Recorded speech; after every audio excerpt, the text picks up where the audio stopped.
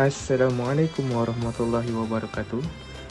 Kami daripada kumpulan 12, kami telah bersetuju memilih Rumah Tiang 12 di Kelantan sebagai tajuk kajian kumpulan kami.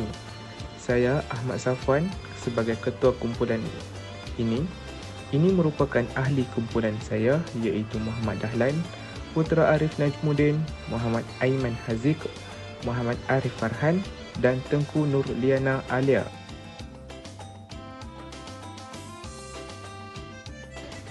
Assalamualaikum warahmatullahi wabarakatuh. Nama saya Muhammad Dahlan bin Muhammad Hamidi, nombor matriks C21B2291. Jadi, pada hari ini, kami daripada kumpulan 12 akan membentangkan berkenaan dengan tajuk kami iaitu Rumah Tiang 12 Kelantan. Pertama sekali, saya akan membincangkan tentang pengenalan berkenaan dengan tajuk kami. Jadi pertama sekali, negeri Kelantan mempunyai sejarah yang panjang sejak zaman purbakala. Dengan latar belakang sejarah yang panjang ini, telah menjadikan seni bina bentukan rumah Kelantan mempunyai bentuk rumah yang unik dan ciri khas tersendiri. Di mana bentuk-bentuk yang unik ini dapat membuatkan ciri-ciri tersebut dapat disedari oleh orang-orang yang berada di sekitar pelosok tanah Melayu pada itu dapat mengenal pasti bahawa bentuk seni bina itu adalah daripada Kelantan. Jadi, inspirasi Rumah Tiang 12 Kelantan ini mendapat gelaran tersebut daripada 12 tiang yang terdapat pada rumah tersebut. Assalamualaikum warahmatullahi wabarakatuh. Saya Muhammad Aiman Haziq bin Jaiz, nombor matrik C21A2293. Saya akan membentangkan tentang sejarah Rumah Tiang 12. Rumah Tiang 12 dibangunkan oleh orang-orang kaya dan elit. Ukiran yang rumit di dinding melambangkan status tinggi dari pemilik rumah. Rumah Tiang 12 dapat ditemukan di beberapa desa dan di Kota Baharu dengan usia lebih dari 100 tahun. Namun, rumah Kelantan ini sekarang terancam, punah dan sulit untuk dijumpai.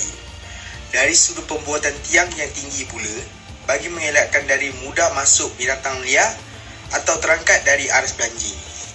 Assalamualaikum warahmatullahi wabarakatuh. Nama saya Putra Arif Najmuddin bin Abdul Rani, bernombor matrik C21A2414, dan hari ini saya akan menerangkan tentang konsep bagi Rumah Tiang 12 di Kelantan.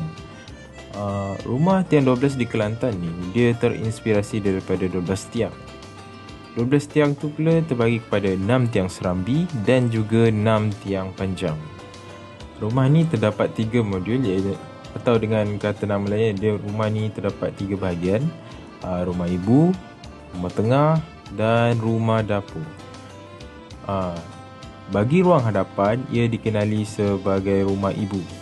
Ia untuk menerima tetamu yang hadir dan dikenali sebagai ruang tamu. Bagi ruang belakang, ia dikenali sebagai rumah dapur, berfungsi sebagai tempat dapur masakan dan juga ruang makan bagi keluarga. Konsep pembuatan Rumah Tiang 12 ini dia menekankan keselesaan penghuninya. Dia dapat dilihat apabila Rumah Tiang 12 ni meletakkan tingkap untuk mendapatkan sistem pengudaraan yang baik. Dan begitu juga dengan tebal layer. Untuk bahagian struktur Rumah Tiang 12 pula, bahan-bahan yang digunakan pada tiang rumah ialah antaranya atap. Sebagaimana kita tahu, atap berfungsi untuk menghindari sinar matahari dan hujan. Atap yang digunakan pada Rumah Tiang 12 ini dibuat khas daripada tanah liat yang dikenali sebagai atap Singgora yang berasal dari Songkhla, Thailand. Atap Singgora ini bersifat ringan dan berbentuk curam dan melengkung yang dapat menyerap air semasa hujan dan mampu menyejukkan suhu dalaman sesebuah rumah pada siang hari, sekaligus menjadikan penghuni berasa nyaman dan selesa. Seterusnya, tangga. Rumah Tiang 12 ini juga mempunyai tangga yang diperbuat daripada kayu. Tapi di bahagian bawah tangga terdapat part beton yang berfungsi untuk menompang tangga tersebut agar lebih kuat. Pada rumah ini, bagi orang Kelantan yang kaya, dindingnya akan diukir atau diperbuat daripada papan khusus yang dikenali sebagai papan kembus. Ukiran pada dinding tersebut menunjukkan motif geometri yang harmonis dan terorganisir. Dinding dan lantai ini diperbuat sepenuhnya dari kayu yang membuatkan bahagian dalam rumah itu sejuk. Terdapat dua jenis dinding, iaitu dinding susun sirih dan dinding kaset atau pian. Untuk bahagian pondasi yang menunjukkan rumah tiang 12 ini lebih kreatif kerana pondasi yang digunakan adalah pondasi umpak dengan kolom menggunakan kayu. Assalamualaikum dan salam sejahtera. Nama saya Muhammad Arif Farhan bin Jaludin, nombor matrik C21A2301. Saya ingin menyambung ulasan tentang bahan-bahan rumah yang terdapat pada rumah tiang 12 Kelantan ini. Seperti yang dapat kita lihat di sini, ada corak yang dipanggil sebagai anda-anda. Anda-anda ni merupakan papan hiasan tebuk dan berukir yang terletak di cucuran atap secara mendatar. Okey, yang seperti kita nampak dia ada pelbagai corak di situ. Tujuan anda-anda ini ialah untuk menutup ujung kayu kasau. Seterusnya ialah pemeleh. Pemeleh ni merupakan salah satu, kata orang, yang elemen yang perlu ada dekat rumah tiang 12 Kelantan ini, sebab dia mempunyai pelbagai motif serta dapat menyampaikan pelbagai mesej. Okey, pemeleh adalah sepasang papan yang terletak di kedua ujung bahagian atas tiba layar. Seterusnya, pemeleh mempunyai bentuk seperti ukiran bangau yang terdapat pada perahu-perahu nelayan tempatan. Motif bangau ini melambangkan semangat, perlindungan dan keselamatan untuk nelayan di laut dan motif yang digunakan untuk rumah. So, sini kita boleh tengok dia bukan sahaja ada dekat rumah. Pemeleh ni ada juga digunakan dekat perahu-perahu nelayan suatu ketika dahulu. Yang terakhir ialah ekor itik dan sisik naga. Okey. Ekor itik adalah salah satu ciri-ciri khas di Raja Kelantan. Panggilan umum masyarakat negeri Kelantan dan petani kepada kenegaraman rumah. Yang terakhir, motif yang digunakan berbentuk daun ulam yang merupakan makanan raja. So dekat sini, ekor itik dan sisik naga ni dia macam ada pelbagai jenis lah. Ada pelbagai jenis ukiran yang terdapat dekat rumah tiang 12. Jenis-jenis ukiran dan motif. Kebanyakan ukiran terdapat pada panel dinding, pemeleh, daun pintu dan tingkap, susur tangan, lubang pengudaraan dan juga tangga. Selain itu, saiz dan susunan corak juga bersesuaian dengan pandangan mata. Ianya banyak menggunakan motif flora dan kaligrafi.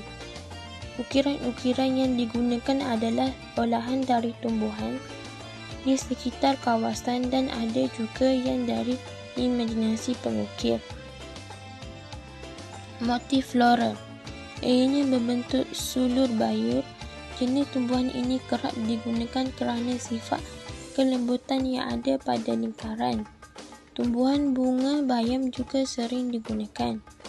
Batang yang melingkar turut banyak digunakan terutamanya pada bahagian lubang pengudaraan.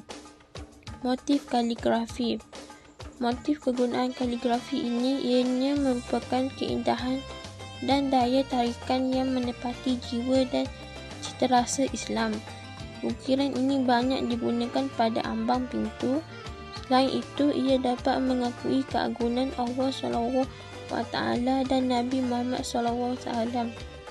Ayat suci Al-Quran dan hadis Nabi sering digunakan serta dijadikan ilham dalam motif qad.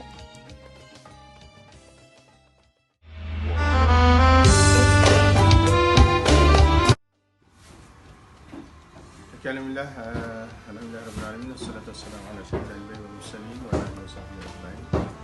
Alhamdulillah, kita sekarang berada di rumah tiang 12 atau dikenali sebagai rumah pemeleh. Rumah tiang 12 ini bagaimana namanya, ada 12 tiang.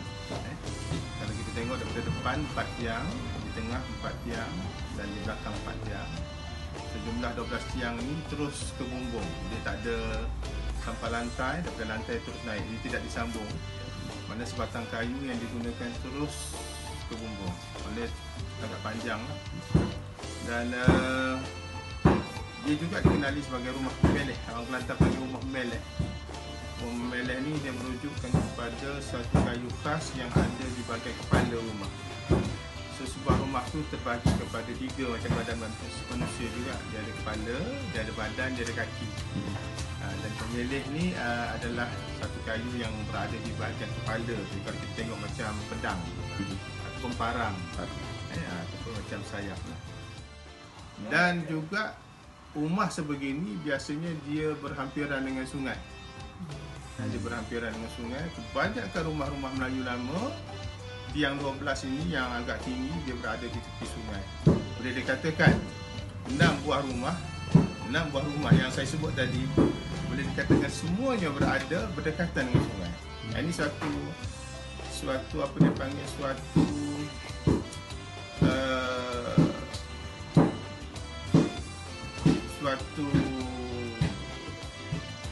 sifat yang ada pada rumah tiang 12 ni, dia mesti dibuat di tepi sungai.